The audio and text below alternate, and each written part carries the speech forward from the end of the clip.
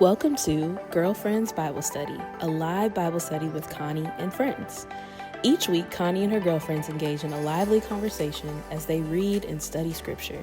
So, grab a pen, your journal, and your best friend and enjoy this enlightening Bible study.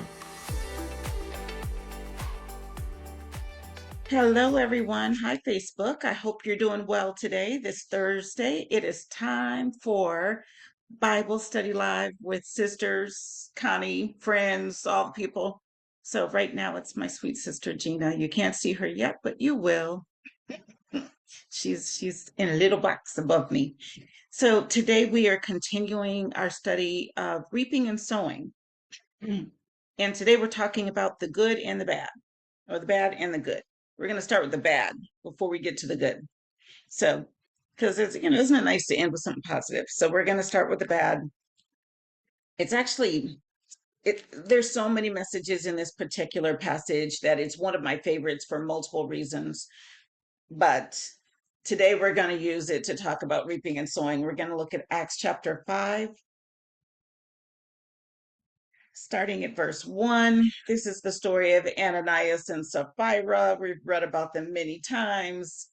We're going to read about them again tonight.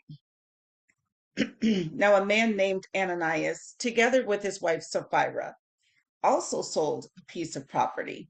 I'll mention also, it says, because in chapter 4 of Acts, they're talking about how all the believers are sharing their possessions. In verse 32 of Acts 4, it says, all the believers were one in heart and mind. No one claimed that any of their possessions was their own, but they shared everything they had. And then it says later in verse 34 that there were no needy persons among them, for from time to time, those who owned land or houses sold them, brought the money from the sales, and put it at the apostles' feet, and it was distributed to anyone who had need. So from time to time, not required, not all the time, but from time to time. So that's why when it says, now a man named Ananias, together with his wife Sapphira, also sold a piece of property. I want to also talk about a piece of property. I'm not a landowner. I haven't ever bought a house. I would love to maybe at one point. I have not done it. But when people say they sold a piece of property, they're not talking about the home they typically live in. That means they've got multiple pieces of property. They sold one. They sold a piece of property. Or maybe they've got multiple acres and they sell off some of the acres. It's not like they're, selling their bed out from under themselves. That's important to know too. So, verse 2, with his wife's full knowledge, he kept back part of the money for himself, but brought the rest and put it at the apostles' feet. Okay, I'm going to stop here for a moment. Here's the thing. He didn't have to sell the property. It wasn't required. Nobody was requiring that. It just said from time to time, some people did. He obviously had extra stuff and sold it. Now, I don't know what he actually said, but the implication, because it doesn't give us his words, but the implication is he somehow communicated, I sold the house for this much money, here you go. He somehow communicated that, because look at verse 3. Then Peter said, Ananias, how is it that Satan has so filled your heart that you have lied to the Holy Spirit and have kept for yourself some of the money you received for the land? Didn't it belong to you before it was sold? And after it was sold, wasn't the money at your disposal? What made you think of doing such a thing?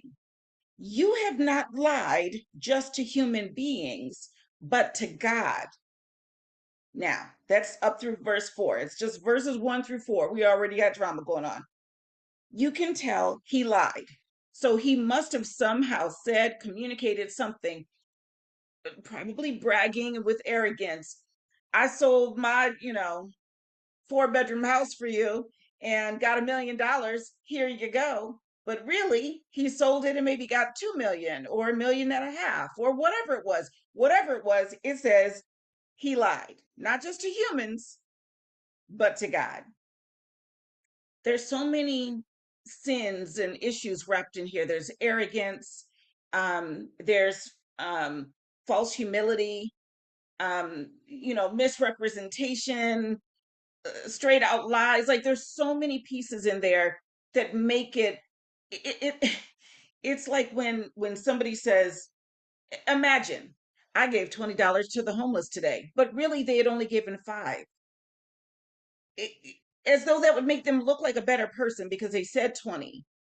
But let's say you had the gift of discernment, as Peter did, and you knew they didn't give $20, they gave five. Why would they? They didn't have to say anything. They didn't have to give anything. They didn't have to do anything. They could have kept their money in there. They could have sold it and kept their money in their pocket. They didn't have to do anything. Like you said, after it was sold, wasn't the money at your disposal? Like that's your money. You could sell it and keep the, like that's not, keep your own money. But instead, no, I got to look like something and come in here and tell people, look, I have sold property like all these other good people, and I am giving you all the money I've gotten from selling that property. He lied. He lied. And there are times there are times when God's like, zap, and that's the end of it. Like you don't even get a do-over. Like that's here's one of those times he got no do-over. Oh, I said that was 75. He didn't have any of that. He didn't what happened, he didn't have any of that. It says when he heard this, after Peter said what he said, when Ananias heard this, he fell down and died. Period. Point blank. Done. And great fear seized all who heard what had happened. Then some young men came forward, wrapped up his body, and carried him out and buried him.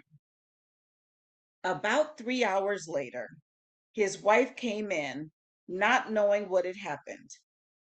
Peter asked her, tell me, is this the price you and Ananias got for the land? Because clearly he knew the price that Ananias had said.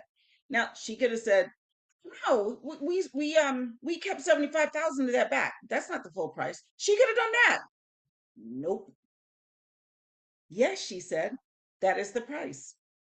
She could have said, I don't know. Although if she really knew, then they still would have scoped out a lie. But let's say she didn't know. She could have said, I don't know. I was just looking for my husband. But she did know.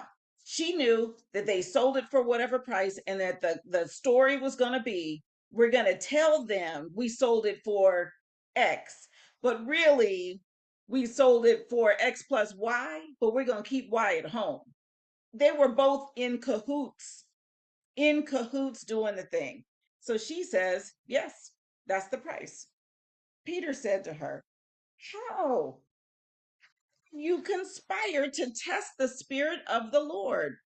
Listen, the feet of the men who buried your husband are at the door, and they will carry you out also. At that moment, she fell down at his feet and died. Then the young men came in and, finding her dead, carried her out and buried her beside her husband.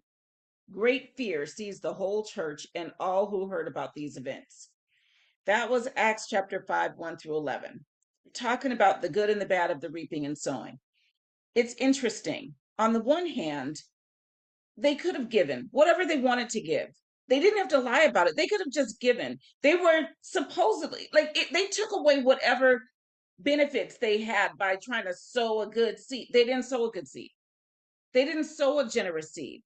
They lied and said and pretended as though they were being more generous than they were, and didn't even have to do that. It was their money. It was their land. They could have just been like, you know what?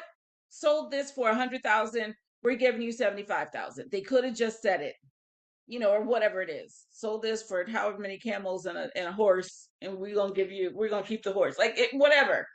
But they lied, and the result of them lying was immediate. They sowed Lies, deception, arrogance, misinformation, they reaped. Boom. And what they reaped was unfortunate to me.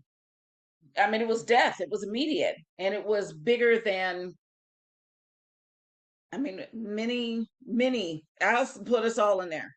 Many of us will say something that is not fully true. Either it's a lie by omission, or trying not to hurt somebody's feelings, wanting to make ourselves look a little better than, oh, well, I gotta, whatever, like something.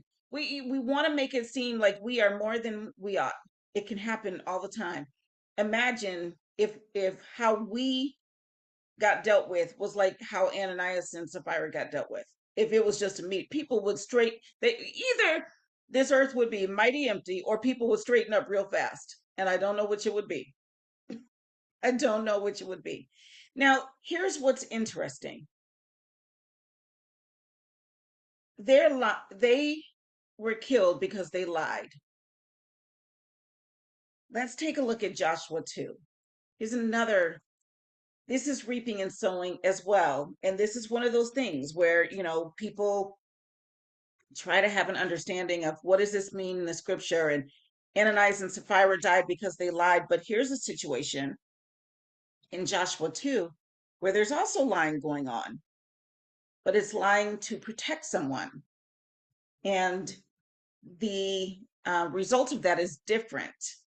So let's read Joshua 2. Then Joshua, son of Nun, secretly sent 2 spies from Shittim. Go look over the land, he said, especially Jericho. So they went and entered the house of a prostitute named Rahab and stayed there. The king of Jericho was told, look, some of the Israelites have come here tonight to spy out the land. So the king of Jericho sent this message to Rahab: bring out the men who came to you and entered your house, because they have come to spy out the whole land. But the woman had taken the 2 men and hidden them. She said, this part is true. Yes, the men came to me, but I did not know where they had come from. I don't know if that part is true or not. At dusk, when it was time to close the city gate, they left. I don't know which way they went. Go after them quickly. You may catch up with them. But she had taken them up to the roof and hidden them under the stalks of flax she had laid out on the roof. So she straight lied. She lied. She lied to the king of Jericho. So the men set out in pursuit of the spies on the road that leads to the fords of the Jordan. And as soon as the pursuers had gone out, the gate was shut. Before the spies lay down for the night, she went up on the roof and said to them, I know that the Lord has given you this land, and that a great fear of you has fallen on us, so that all who live in this country are melting in fear because of you. We have heard how the Lord dried up the water of the Red Sea for you when you came out of Egypt, and what you did to Sihon and Og, the 2 kings of the Amorites east of the Jordan, whom you completely destroyed. When we heard of it, our hearts melted in fear, and everyone's courage failed because of you. For the Lord your God is God in heaven above and on the earth below. Now then, please swear to me by the Lord that you will show kindness to my family, because I have shown kindness to you. Give me a sure sign that you will spare the lives of my father and mother, my brothers and sisters, and all who belong to them, and that you will save us from death. Our lives for your lives, the men assured her. If you don't tell what we are doing, we will treat you kindly and faithfully when the Lord gives us this land. So she let them down by a rope through the window, for the house she lived in was part of the city wall. She said to them, go to the hills so the pursuers will not find you. Hide yourselves there 3 days until they return, and then go on your way. Now the men had said to her, this oath you made us swear will not be binding on us unless, when we enter the land, you have tied this scarlet cord in the window through which you let us down, and unless you have brought your father and mother, your brothers, and all your family into your house. If any of them go outside your house into the street, their blood will be on their own heads. We will not be responsible. As for those who are in the house with you, their blood will be on our head if a hand is laid on them. But if you tell what we are doing, we will be released from the oath you made us swear. Agreed, she replied. Let it be as you say. So she sent them away and they departed, and she tied the scarlet cord in the window. When they left, they went into the hills and stayed there 3 days until the pursuers had searched all along the road and returned without finding them. Then the two men started back. They went down out of the hills, forded the river, and came to Joshua, son of Nun, and told him everything that had happened to them. They said to Joshua, the Lord has surely given the whole land into our hands. All the people are melting in fear because of us. Now, that was chapter 2 of Joshua. I'll finish that story with just these two verses from Joshua chapter 6. It's verses 24 and 25, or 23 and 24. So I think it's 23 and 24. Nope, not that either. What did I write down? I must have gotten distracted. So it's actually 22 and 23, it looks like. Joshua said to the two men who had spied out the land, go into the prostitute's house and bring her out and all who belong to her in accordance with your oath to her. So the young men who had done the spying went in and brought out Rahab, her father and mother, her brothers and sisters, and all who belonged to her. They brought out her entire family and put them in a place outside the camp of Israel. And then 24 and 25. Then they burned the whole city and everything in it. But they put the silver and gold and the articles of bronze and iron into the treasury of the Lord's house. But Joshua spared Rahab the prostitute with her family and all who belonged to her, because she hid the men Joshua had sent as spies to Jericho. And she lives among the Israelites to this day. So it's Joshua 6, 22 through 25. That's what I read. So, okay. She reaped mercy for them. No, she sowed mercy for them, to them, hid them, and she received mercy. She reaped mercy when they came in. We can get into the whole situation of, but wait, Ananias and Sapphira lied and they died. Have lied to the king and people, and she lived because she was having mercy on those who had spied out the land. I don't know. Think I can't even say if you're lying. Her lie was not for her personal gain, because it was as well. She wanted to make sure she got to live when everybody else was going to get killed. I don't know. I don't know. I can't speak to that. I can say from the sowing, she sowed mercy. She could have blown the whistle and gotten favor with the king, but she would have died later. Not then, but later. She didn't do that. She showed them mercy, and then when they came and took over the land, everybody else got gone, and she and her family got to live. That's what happened. That's what I can say is that's what happened. She sowed mercy and she received mercy. She reaped mercy, but she also lied and wasn't struck down like Ananias and Sapphira were for their lie. So we'll have to do another study on that, because that's one of those things where we try to understand it and our minds are too small to be wrapped around it. I can't. I don't know. I don't have an answer for that. I don't have an answer for that. I'll bring my sisters on in a moment to give me their thoughts. In the meantime, let me read this last thing to you. And I was just telling Gina when she came on, I do like Snopes. I check Snopes periodically, and Snopes will, debunk something. This wasn't true. This really did happen. Here's the facts here, blah, blah, blah. Every now and then. And I know humans write Snopes and they have the research that they have to try to figure it out, but it doesn't necessarily mean they're getting everything correct. And I will say this, Alex, I'm going to read this story to you. I'm going to tell you what Snopes said, and then I'm going to tell you my feelings about what Snopes said. So here's the story. It says, imagine a humble Scottish farmer named Fleming toiling away on his farm when suddenly piercing screams shatter the tranquility. Without a second thought, he abandons his tools and races towards the distress. What he finds is a child struggling in the swamp, trapped and drowning. With no hesitation, Fleming risks his own life using a long branch to pull the child to safety. The very next day, a luxurious car pulls up to the Flemings' modest home. Out steps a distinguished gentleman, Randolph Churchill, the father of the boy Fleming saved. Churchill offers to repay the farmer's bravery with riches, but Fleming refuses, saying, "Saving someone is my duty. Humanity has no price." Just then, Fleming's own son appears at the door. Churchill, intrigued, asks, "Is this your son?" When Fleming proudly confirms, Churchill proposes an intriguing deal. If Fleming won't accept his money, he'll fund the boy's education at the finest schools, ensuring he gets the same opportunity as Churchill's own child.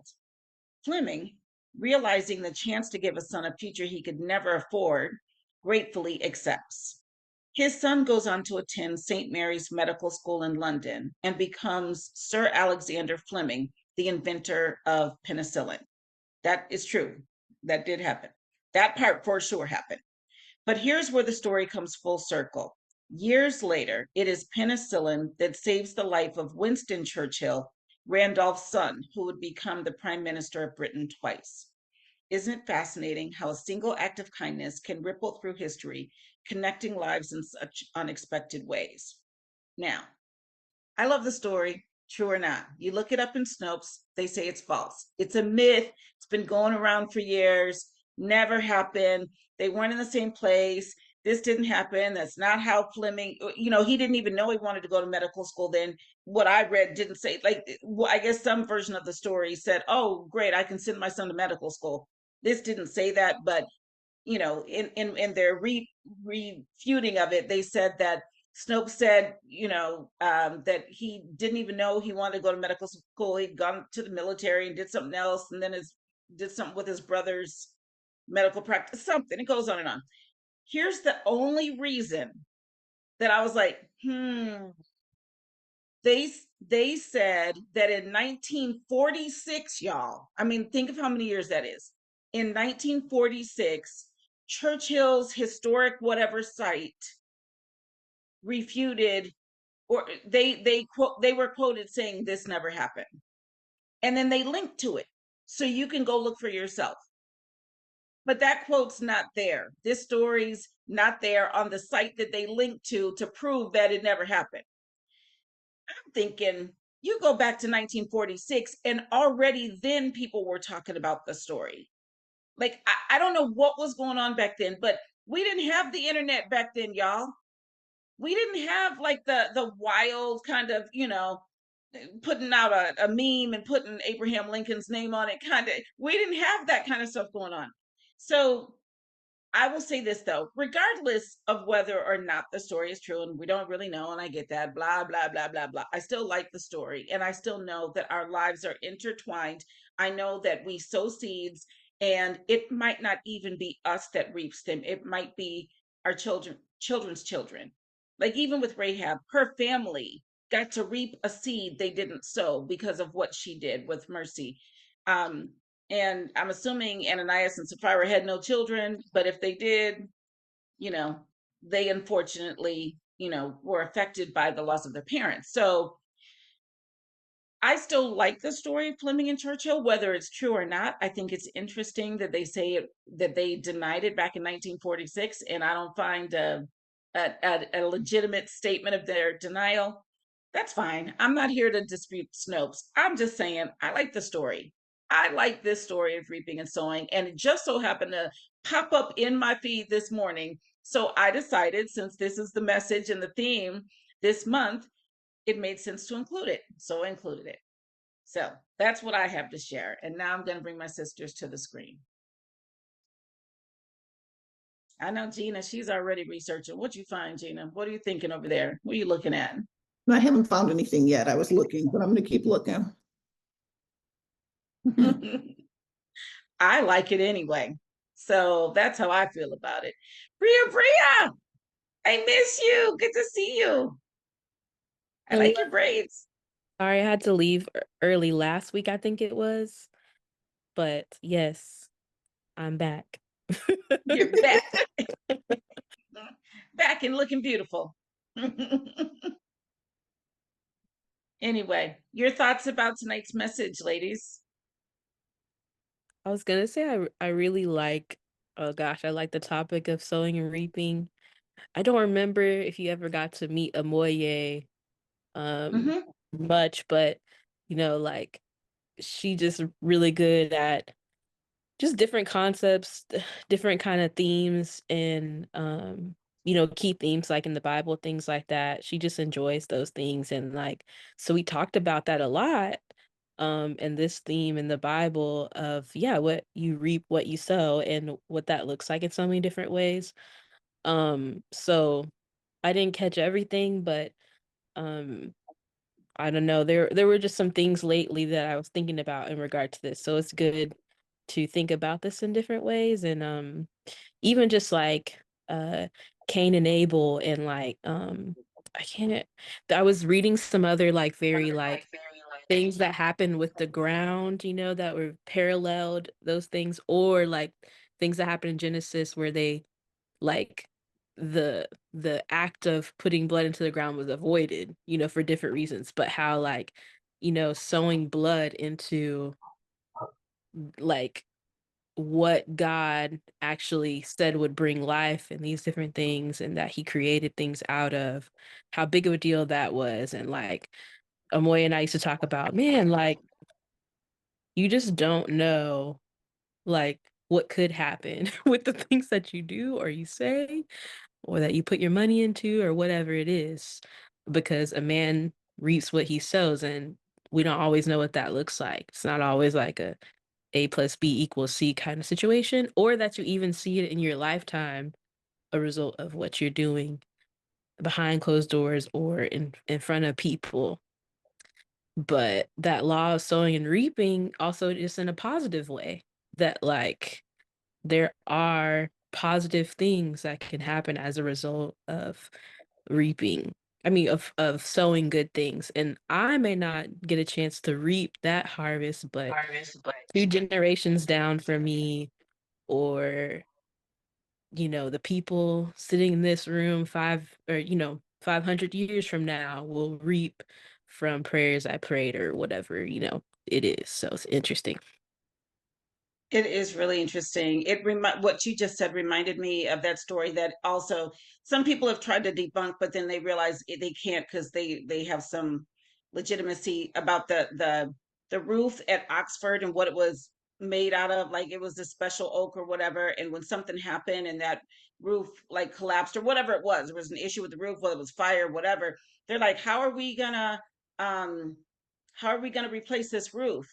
But when they built the whatever it was in Oxford, they planted a seed right then for that oak tree because they knew at some point this is going to need to be replaced. So they planted the seed right then. So the tree already existed for them to be able to use it for the roof. And thinking about that, that was like 500 years later. But when they built it with the knowledge that at some point it might be 100 years from now or however many years from now they're going to need wood for this, so we got to plant a tree right now so at that point it'll be ready. And that we don't even, honestly, it's such an immediate society, we don't even give that kind of thought most of the time, like especially in American culture. We just don't think that way. We don't think we should think, what's this going to look like 500 years from now? Or what are we doing for our next generation and generation after that? But often it's like, at most, you're thinking about your children and maybe your grandchildren, and maybe a couple of people are doing their great grandchildren. For things like land, they do think a little bit more like we want to make sure we keep this land in the family. But in general, most choices people are making, they're making right now choices,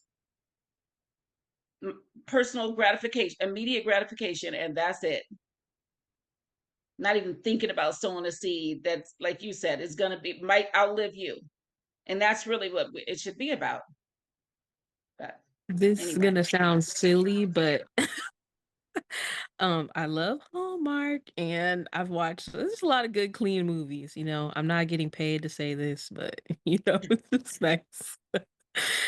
And I was watching one where this woman, for all she knew, she was just American, and she wanted to like she had this interior design business and they were wanting to like secure a building or whatever, and she was just using all the money she had for it. Then she gets this timely call, as they do in these movies, and oh, turns out that she's like the person that's getting left her, like, I don't know, great uncle or something's like estate in like England. And she immediately asked the guy, she's like, "Oh my gosh, how quickly could I sell it?" The guy the guy on the other end of the phone was like, "Did I hear her? Like, what in the world?" Because like he was like, "This estate has been in your family for hundreds of generations. What is happening?" But all her mind was about was like, okay, how quick can I get out there and just sell this thing? And as all good Hallmark movies, of course, she didn't decide to do that eventually, but it was just like, that's the kind of things that we're after now. Like, I think about, I don't, for some reason, it convicted me, even though it wasn't, there wasn't anything they were really trying to say, but I was like, oh my goodness, like, what kind of things do I feel that way about? Like, that's being passed down to me, or in different ways, and like that you is all of a sudden just gonna uproot things, or I feel like you have to have a better reason to sow that kind of thing, make that kind of change, and those things do matter, like there's a lot of that physical and spiritual parallel, and this law of sowing and reaping is spiritual law that we see, is true over and over again. Yeah.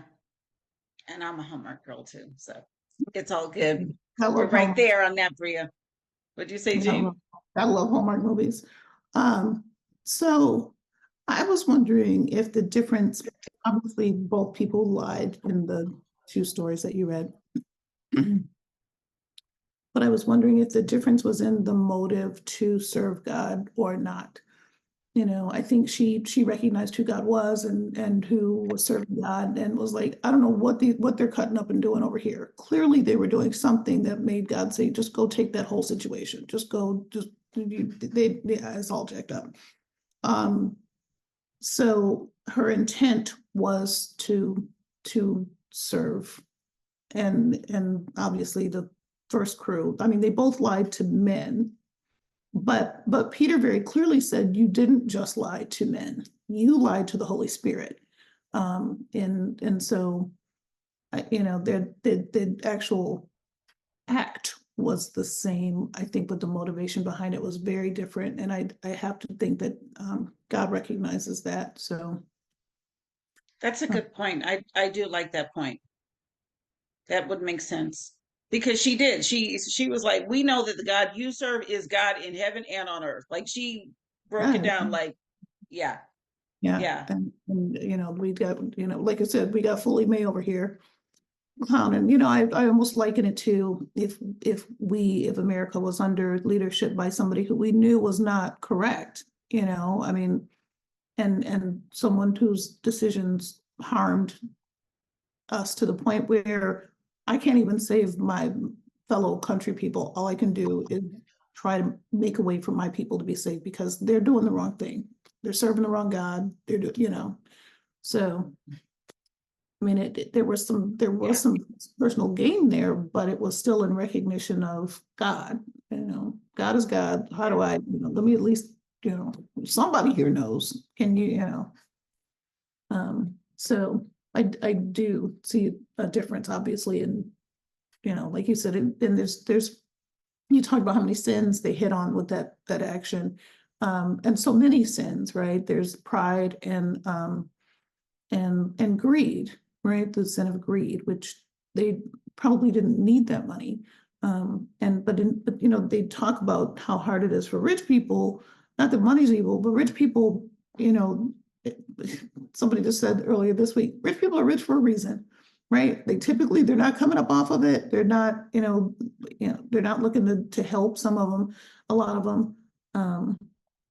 And they certainly aren't looking to give till it hurts. So anyway, that's what I got out of it. Was, same action, Yeah. totally different motivation. totally different motivation. When you said that, I was thinking about, I mean, we don't know how many lies Ananias and Sapphira told, because I'm thinking about who was living on the land that they sold. Like, did they evict somebody? Like, we gotta help people over here. Like, you know what I mean? Like, how deep did the lie go? It could have been bad, bad. Well, they certainly showed their character. So you can only imagine that it was turtles all the way down. I mean, it was bad. All, because you don't just get up in the morning and say, here, we're going to do this thing. And then your wife goes, yeah. You know what I mean? But she was like, Right. yeah. Mm, mm, mm. Anyway, anyway, you didn't find any more debunking of Fleming and Churchill? I have to look into that a little bit. Okay. All right. Well, let me know. Personally, just Story. let me know, because I'm always curious. But like I said, I figure it popped up in my feed today for a reason. So we're talking about reaping and sowing and reaping, and here it is.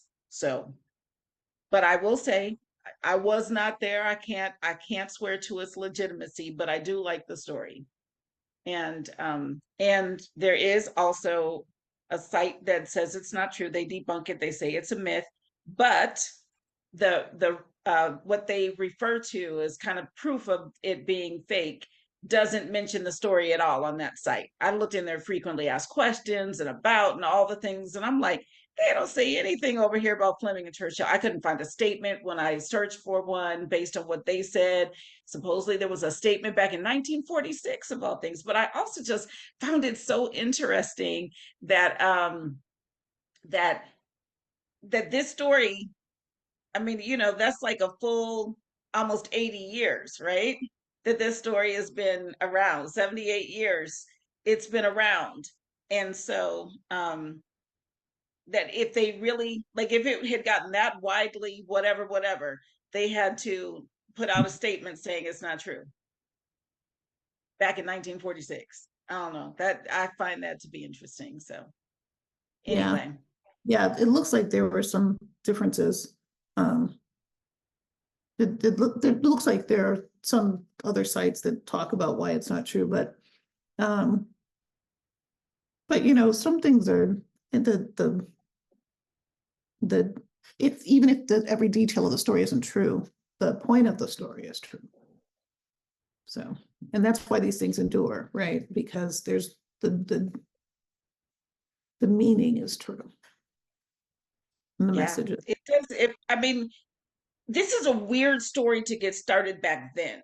Like, you know what I mean? Like, it's a Yeah. weird I'm looking at it's just why interesting. it might have started. Who might have?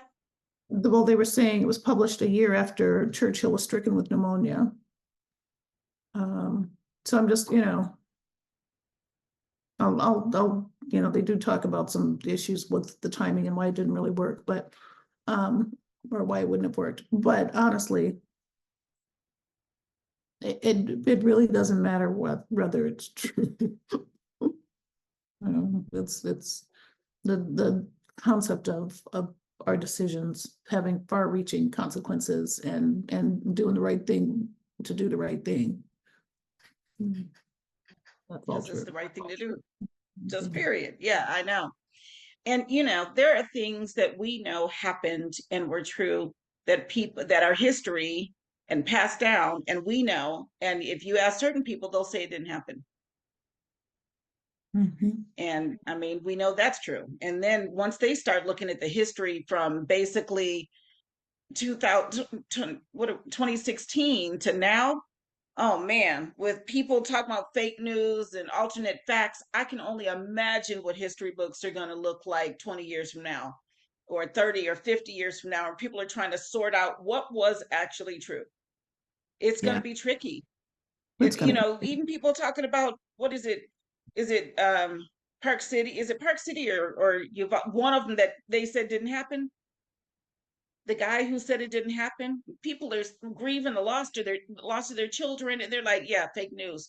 They're like, what is wrong with you? And they sued him and won. They're like, what is wrong with you? And yet, what are the history books going to say about that time? So then you take a story like this that came up right around, like, I don't know who started or why, or if it's really not true, or if it really is true. I don't know.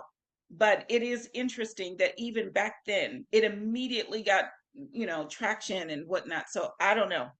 But like you said, the meaning is kind. If it was cruel, then we could say we don't want to believe that. That's fine. But in this situation, it is a wonderful story of generational sowing and reaping. So anyway, that is it for tonight.